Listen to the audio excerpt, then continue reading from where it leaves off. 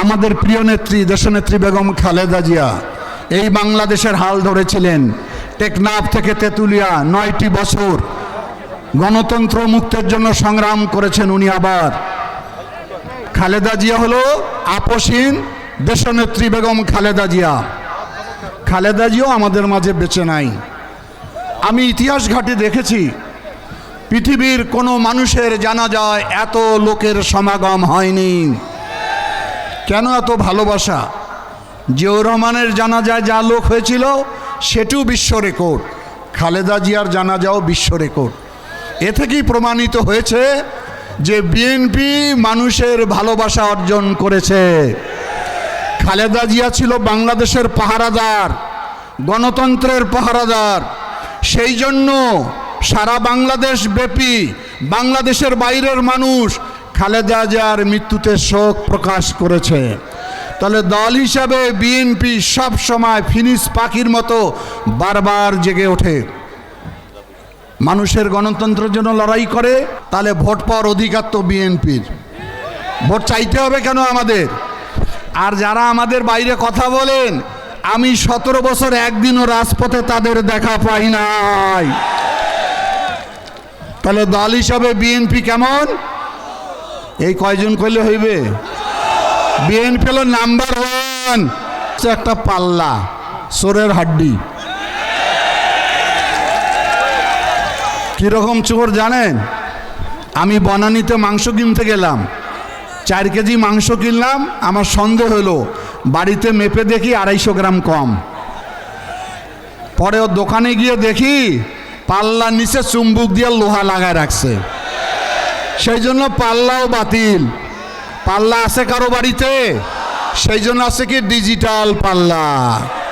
যেখানে পাল্লা সেখানে ম্যাজিস্ট্রেট, কিন্তু সাবধান। তারপরে মার্কাটা কি থাকে? আর কিরে ভাই, মার্কাটা কি? কিয়ামত পর্যন্ত যতদিন মানুষ বেঁচে থাকবে আহার করতে হবে না?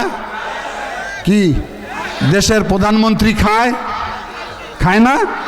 ডিসি খায়, এসপি খায়, মোটা লোক খায়, চিকন লোক খায়, মহিলা খায়, পুরুষ খায়, বাচ্চা খায়, হিন্দু খায়, বৌদ্ধ খায়, খ্রিস্টান খায়, পাল্লা খায়, লাঙ্গল খায়, পাখা খায়। খায় না কে ভাই?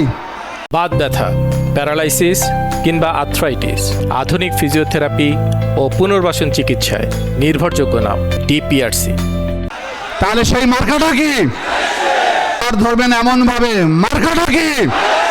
মারাছিল রে ভাই, এত দরদ, পাল্লা দিয়ে মানুষকে মাপে ওরা। এখন সৌদি আরবে হজ করতে যাই আমরা, ওই মক্কায় কোনো মার্কা আছে? নির্বাচন হয়? তাহলে ওই দেশের মানুষ কি সব জাহান্নামী হয়ে গেল নাকি? এরাই সব কি বলে রে ভাই? এরাই সব কি বলে? মানুষের ঈমান নষ্ট করে ফেলে।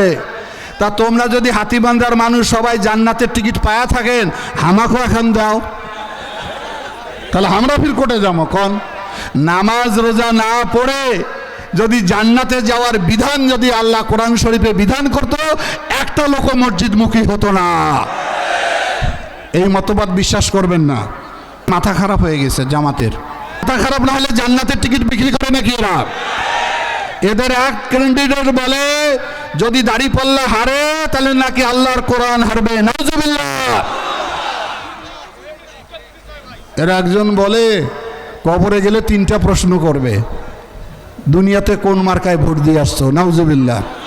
একজন বলে বিড়িতে সুকটান দিয়েও ভোট দিলে জান্নাতে যাইতে পারবেন। আর একজন আমির মাওলানা বলে দাড়িপাল্লায় ভোট দিলে 18 কোটি মানুষের নামাজের নাকি সওয়াব পাওয়া যাবে। এগুলো কুপুরি মতবাদ, এগুলো কেউ বিশ্বাস করবেন না। কথা শেষ করে আনি, এই যে আমার ব্যারিস্টার হাসান রাজীব ভাই, আমার ছোট ভাই, কিন্তু আমি একা নির্বাচিত করলে হবে? আমি ইঞ্জিন রয়েছি, ইঞ্জিন, খালি বগিটা লাগাই দেন আমাকে। আমরা 3 ভাই মিলে, রকনুদ্দিন বাবুল, আসাদুল হাবিব দুলু, ব্যারিস্টার হাসান রাজীব প্রধান, লালমনিরহাটকে আলোকিত করতে চাই। লালমনিরহাটকে আমরা সমৃদ্ধশালী করতে চাই। লালমনিরহাটে হিন্দু, মুসলমান, বৌদ্ধ, খ্রিস্টান শান্তির সঙ্গে বসবাস করতে চায়। যার যার ধর্ম সে পালন করবে, আমরা সবাইকে সহযোগিতা করব। আমরা কোনো বিদ্বেষ ছড়াবো না। ছড়াবো কি? হাসান রাজি প্রধানের কোনো পিছুটান আছে? সে সততা নিয়ে আপনাদের দায়িত্ব পালন করবে।